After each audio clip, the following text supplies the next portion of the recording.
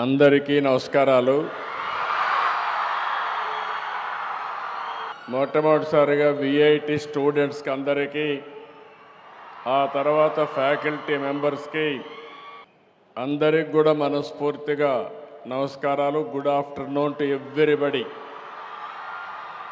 Chancellor respected Viswanathan, vice president Shankar Viswanathan, minister for tourism Kandula Durgesh garu, Shri Kotareddy, VIT trustee Ramani Balasundaram, MLA Tadikonda respected Shri Shravan Kumar garu, chairman TI global Hyderabad Murali Bukkapatnam, vice president TCS Hyderabad Challa Nag, CEO IBS global WIPA Poland Mrs Edyta, registrar Jagadish Chandra and invitees of this meeting. Wonderful meeting. After a long time I am here.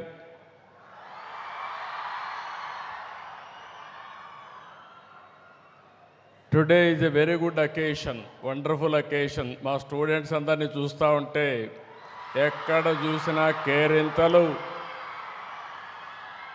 ఎక్కడ చూసినా మిమ్మల్ని చూస్తే ఎంత అభిమానం ఉందంటే, రాబోయే రోజుల్లో ఈ అభిమానాన్ని మీ అందరికీ భవిష్యత్ ఇచ్చే విధంగా ఏ కార్యక్రమాలు చేయాలనో చేయడానికి నేను సిద్ధంగా ఉన్నాను. ఈరోజు ఇక్కడికి వచ్చినప్పుడు మీరు ఒక్కసారి చూస్తే విశ్వనాథన్ గారు ఒక మామూలు వ్యక్తి. ఆయన జీవితం కూడా మీరు ఒకసారి చూస్తే 20 ఏళ్ళు రాజకీయంలో ఉన్నాడు. ఆ రోజుట్లో అన్నాదురైతో పార్లమెంట్లో ఉండి, మళ్ళీ కరుణానిధితో కూడా పనిచేసి, తర్వాత ఎంజీఆర్తో పనిచేసి, తర్వాత జయలలిత క్యాబినెట్లో 2 ఏళ్ళు పనిచేసి, తర్వాత వచ్చి విట్టు ప్రారంభించాడు. ఈ విట్టు ప్రారంభించినప్పుడు మీరు చూస్తే దగ్గర 180 మంది స్టూడెంట్స్తో ప్రారంభించాడు వెల్లూరులో. అయితే ఈజ్ ఎ గ్రేట్ విజనరీ. 2014లో రాష్ట్ర విభజన జరిగింది. నేను అప్పటికి ఎలక్షన్ కూడా కాలేదు.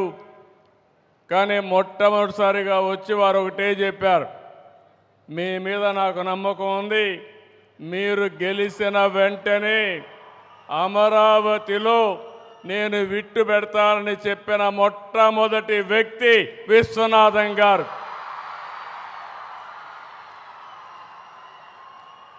ఆ తర్వాత నేను గెలిచిన వెంటనే ఆయన రమ్మన్నాను. ఇక్కడ ల్యాండ్ కూడా మీరు ఒక్కసారి చూస్తే ప్రపంచంలో ఇలాంటి ఎక్స్పెరిమెంట్ ఎక్కడా జరగలేదు. ఒక వ్యక్తి మీద నమ్మకం పెట్టుకొని 29,000 మంది రైతులు 34,000 ఎకరాలు భూమి రాజధానికి ఇచ్చారు. మేము కూడా అభివృద్ధిలో భాగస్వాములు అవుతామని ఫార్మర్స్ ముందుకు వచ్చారు. అది ఒక టర్నింగ్ పాయింట్. మీ అందరికీ ఒక ఐడియా ఉంది, నేను ఎప్పుడు కూడా అభివృద్ధిలో ముందుంటాను. అందరమారిగా మాటలు చెప్పను.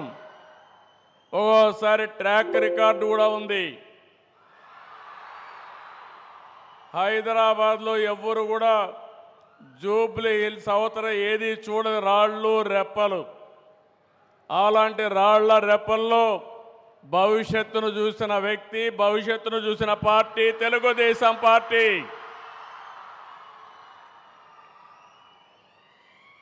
ముప్పై సంవత్సరాల కంటే ముందు విజువలైజ్ చేశాం. భవిష్యత్తు ఏ విధంగా ఉంటుందో ఆలోచిస్తే ఆ రోజు నాకు అనిపించింది, ఐటీకి భవిష్యత్తు ఉంది, అందిపుచ్చుకోవాలనే ఉద్దేశంతో నేను ఆ రోజు ప్రారంభించాను.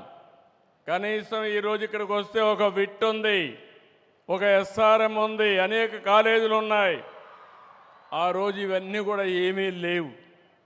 హైదరాబాద్లో ఏ విధంగా టెక్నాలజీ ప్రమోట్ చేయాలని బ్రెయిన్ స్టార్మింగ్ పెడితే ఆ రోజు ఒక ఆలోచన వచ్చింది. ఆ ఆలోచనలో పుట్టిందే హైటెక్ సిటీ. 14 నెలల్లో హైటెక్ సిటీ పూర్తి చేశాం. ఐటీకి ప్రాధాన్యత ఇచ్చాం. ప్రపంచంలో ఉండే కంపెనీస్ అన్నీ తీసుకొచ్చాం. మన తెలుగు వాళ్ళైతే నేను ఒక మాట చెప్తే చూసి రమ్మంటే చూసి రావడమే కాదు, కాల్చి పని చేసుకొని తిరిగి వస్తున్నారు తప్ప ఎక్కడా వెనకబడరు. ఆ రోజు నేను ఒక పిలిపిస్తే తల్లిదండ్రులకు ఒక పిలిపించాను. భవిష్యత్తు ఐటీది, మీ పిల్లల్ని బాగా చదివించండి.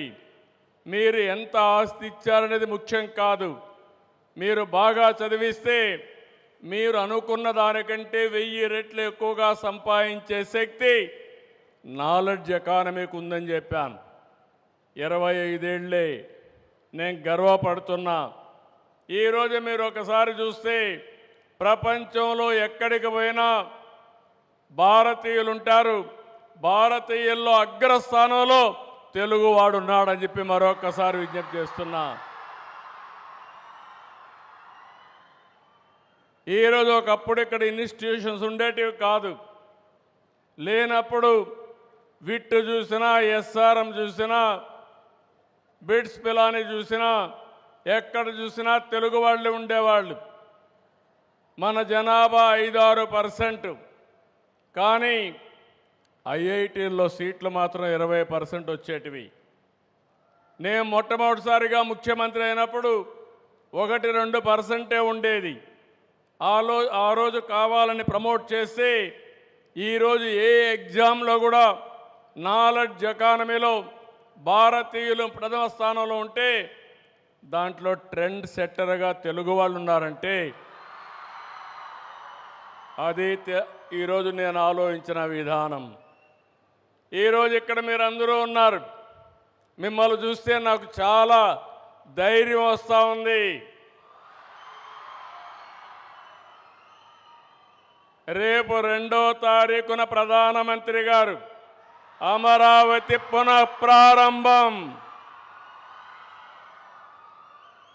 ఈ కార్యక్రమం అదిరిపోయే విధంగా మీరందరూ కూడా రావాలని మీకు కూడా స్వాగతం పలుకుతున్నా. ఆ రోజు హైదరాబాద్లో నేను హైటెక్ సిటీ గురించి మాట్లాడి హైటెక్ సిటీ కట్టాం. అదే మాదిరిగా ఐటీకి ప్రాధాన్యత ఇచ్చాం. ఈరోజు కాలం మారింది. ఇక్కడే క్వాంటమ్ వ్యాలీకి ఫౌండేషన్ వేస్తున్నాం.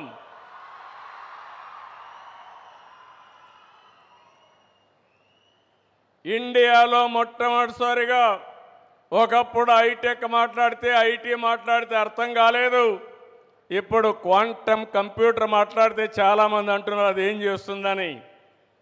ఇప్పుడుండే కంప్యూటర్స్ కంటే 1000 రెట్లు ఫాస్టర్గా ఏది కావాలన్నా క్యాలిక్యులేషన్ చేసే శక్తి క్వాంటమ్ కంప్యూటర్కి ఉంటుంది.